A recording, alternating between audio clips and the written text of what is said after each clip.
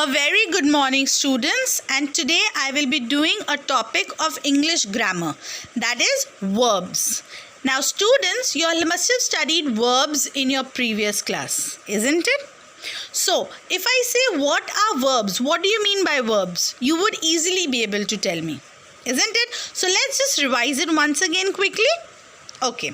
Now students, verbs are describing words. That means when you describe an action, when you're talking about an action. For example, the dog is sitting. So what is the dog doing? Sitting. The action over here is sitting. Similarly, you have more action words over here. For example, lean, sit, hit, crawl. These are all different action words and they are all called verbs. Now, after studying about what are verbs, let me tell you students that in our sentences, along with our main verb, that is along with our verbs such as singing, dancing, laughing, we also use a helping verb in this sentence. For example, she is singing a song. Now, singing is my action, but before my main verb, I am using a helping verb which is. So, today over here in this chapter, we will be studying about these helping verbs, students. So, let's begin with the first category, that is am, is and are. Now, students, am, is and are always used for present tense sentences. You will not use them for past tense. You will not use them for future tense. Only when you are framing a present tense sentence, only then we will be using am, is and are. Now, where do we use them? Okay? Am is always used when our subject is I. You cannot use any other subject with am. Am always goes with I. In the same way, when you use is, always remember your subject should be singular, students. For example, he, she, it, or you take any other subject, for example, Radha. Radha is also singular. So, when your subject is singular, that is the time you use is. Now, are, A-R-E-R. Now, are is used when your subject is in plural, students. For example, they, we, Sohan and Mohan, two people, plural. So, over here, with our plural subjects, we are using are. Is this clear, students? I again repeat myself. Is, am and are always used for present tense and am is used with I. Is used with all the singular subjects. Are is used with all the plural subjects. Do you get this, students? Okay. Now, moving on to the next category of our helping verbs, that is was and were.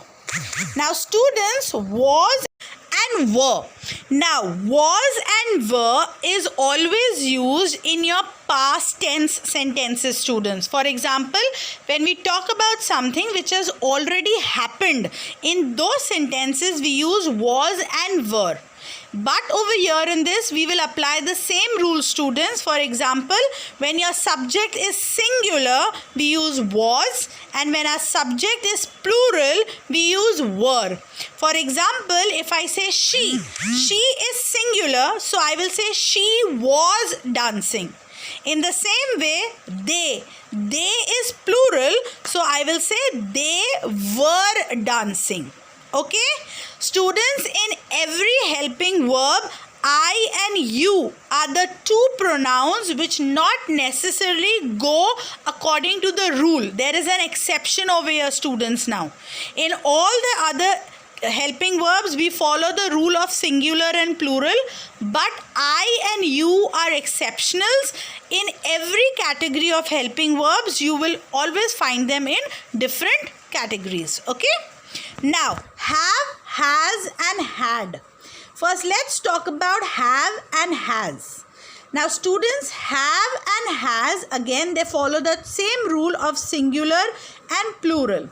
Have is used when a subject is in plural, students. For example, I, we, you, they are all subjects and they go with have. Okay?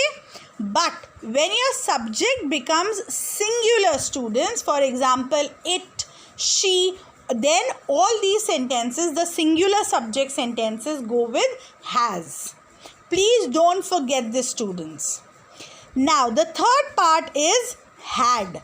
Now, has and have a rule going with singular and plural subjects, but had doesn't follow any of these rules, students. Had is also used in past tense, but had goes with singular subject also, and had goes with plural subject also. For example, you can say she had, you can say we had, you can say they had, you can say I had. Okay, so when you're using had, you do not have to worry about your subjects. You do not have to worry about whether your subject is singular or plural. Is this clear, students? I repeat myself again. Is, am and are used for present tense, and subject depends, singular or plural. Next is was and were, they go in past tense, and again depends, singular subject goes with was, plural subject goes with were. Third part is has and have, again they follow the same thing. Has goes with singular subjects and have goes with plural subjects. But when you talk about I and you, in every category you will find them in different categories of sentence. Okay. Now students, this is your notebook exercises which I have given. You all are doing your notebook work, it's okay. But apart from this notebook work, students, I also want all of you in your rough notebook to practice these helping verbs, students. Because without practice, we will not be able to do. Okay?